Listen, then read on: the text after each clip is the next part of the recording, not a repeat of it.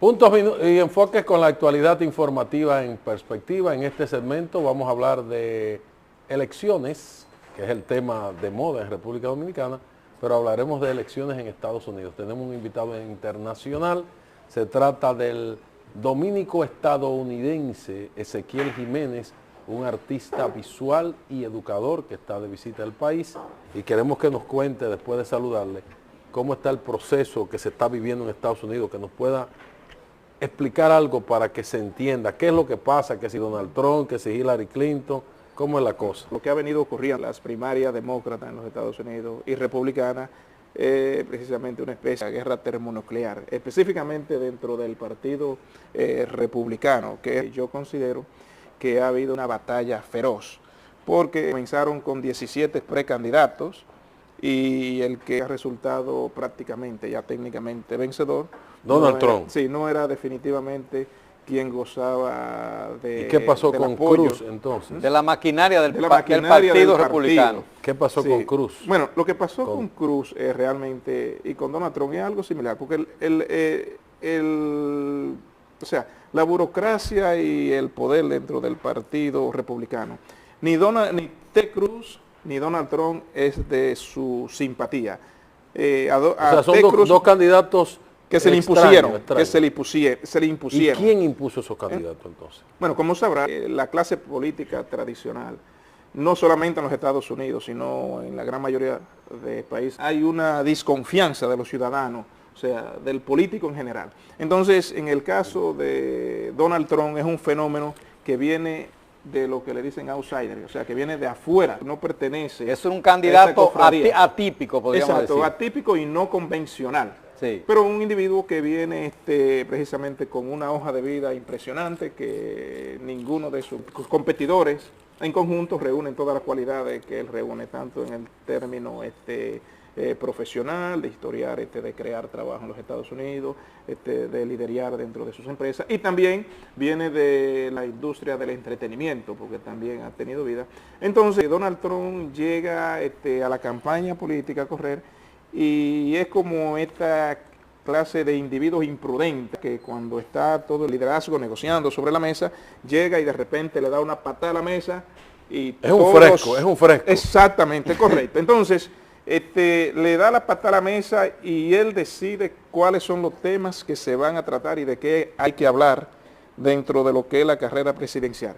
Y de una manera simple, blanco o negro. Entonces tiene la ventaja que es un individuo arriesgado, es atrevido y es aguerrido, porque evidentemente en una ocasión conversaba... ¿Y podría decirse inescrupuloso?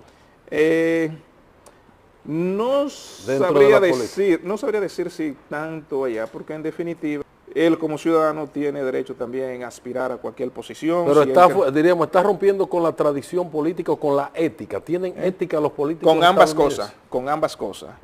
Porque en realidad él ha decidido financiar su propia campaña, por lo menos yo diría dentro de lo que es el proceso primario. ¿Y cuáles son las perspectivas? ¿Qué parece? Ante la eventualidad de que este señor sea candidato presidencial, ¿tiene posibilidad de alcanzar la presidencia de Estados Unidos con esas ideas de xenofobia, de ataque al inmigrante, etcétera?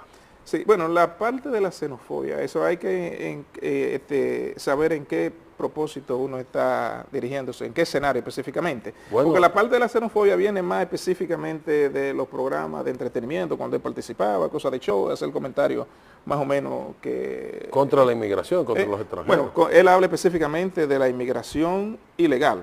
Él dice los extranjeros los necesitamos y necesitamos que vengan aquí, pero de una forma legal. Y el individuo ha desarrollado también un discurso nacionalista en un momento determinado en que los estadounidenses sienten que los Estados Unidos ha perdido mucho poder, influencia, sí, mundial. Correcto, y una de las cosas que el mismo Donald Trump saca en cara, por ejemplo, es el reciente viaje que hizo el presidente Obama a Cuba, cuando el presidente llega con el avión número 1 de la Fuerza Aérea, en el aeropuerto allí no estaba el señor Castro para recibirlo. ¿Que no lo recibieron? No, el presidente Castro no estaba para recibirlo. Pero estaba el ministro de Exteriores. Bueno, pero es usual que eso ocurra. Sí, pero no necesariamente. El protocolo es... Sí. Solo en caso excepcional lo recibe el presidente sí, de la República. Pero no, eso no sucede normalmente con un presidente de los Estados Unidos. Y eso es algo que el Donald Trump ha hecho en su discurso, lo ha incluido como una falta de respeto, que este presidente no lo respeta nadie que le O sea, en otras palabras, que Donald Trump lo que quiere imponer es la hegemonía del imperio, la fuerza avasallante de Estados Unidos en todos los escenarios. Ese acentrado nacionalismo, la categoría de policía internacional, de licencia para penetrar, para invadir y para hacer todo. Yo no lo interpreto así. Lo que él dice es los Estados Unidos primero. Y en política internacional, él específicamente está hablando de los tratados comerciales entre China y Estados Unidos, México y Estados Unidos, y habla específicamente de los déficits comerciales que tienen, por ejemplo, el déficit comercial entre México y los Estados Unidos, que está hablando de 60.000 billones de dólares. Él está hablando de muchas corporaciones que se han ido a instalarse en países como China, en Bangladesh, la India, donde se le pagan a los obreros trabajo de miseria, sueldo de miseria, donde las corporaciones Pero corporaciones estadounidenses. Correcto. Muchas de ellas, la mayoría, y donde las corporaciones no tienen un compromiso con los obreros, no tienen un compromiso, solamente un compromiso con el gobierno y con el Estado y con el tratado que ellos hacen. Sin embargo, todo ese tipo de tratado ha ido perjudicando a un sector muy importante en la clase media estadounidense, los técnicos y los profesionales. Y el caso que él pone específicamente, por ejemplo, el de Apple, de las computadoras Apple, que se fabrican todas en China. Entonces él dice, por ejemplo, que él no entiende por qué todas las computadoras Apple tienen que fabricarse en China. Sí, la Apple es una empresa norteamericana que tiene su sede en el Valle, en California, allá. Correcto. Entonces, el neoliberalismo, de una manera para proteger todo lo que son las grandes inversiones, creó una especie de protección, claro, con la alianza de la Organización Mundial del Comercio, para que estas corporaciones fabriquen bien barato, pero vengan a países como los Estados Unidos a vender todo lo que hacen afuera. Bueno, entonces, ¿qué tipo de trabajo es que producen estas corporaciones? Bueno, el que atiende la caja, el que limpia en la tienda donde se venden esos artículos. Entonces, evidentemente, ese discurso de Donald Trump ha tenido una resonancia. Ha aprendido en la sociedad norteamericana. Específicamente en el obrero. ¿Y cuál sería el impacto, entonces, electoralmente hablando? Si si fuesen los candidatos eventuales, Donald Trump y Hillary Clinton, como parece. Hay que tener y prepararse mentalmente para no sorprenderse si usted tiene un presidente, a Donald Trump. O sea, que Donald Trump podría, ¿le da posibilidad de ustedes? Sí, porque Hillary Clinton es una candidata que, aunque tiene una gran aceptación en grupos minoritarios como los hispanos, los afroamericanos, tiene un problema muy serio entre los anglosajones. Y ese problema es un problema más de honestidad. Además, el tema de los escándalos con los papeles, con los correos, etcétera. Bueno, ese otro asunto que ella tiene pendiente, que ella tiene que enfrentarlo actualmente, porque esa investigación con el FBI la tiene en curso. Inclusive mientras fue secretaria de Estado. Eso es una parte, porque la otra parte de cuando explotaron la embajada de los Estados Unidos, que murió el embajador en Libia, ese es otro problema que ella tiene. Entonces, si se enfrentada a Donald Trump, tiene que estar preparada para librar realmente una batalla termonuclear. Por esos puntos débiles. Sí, y porque es un individuo decidido y que no tiene pelo en la lengua.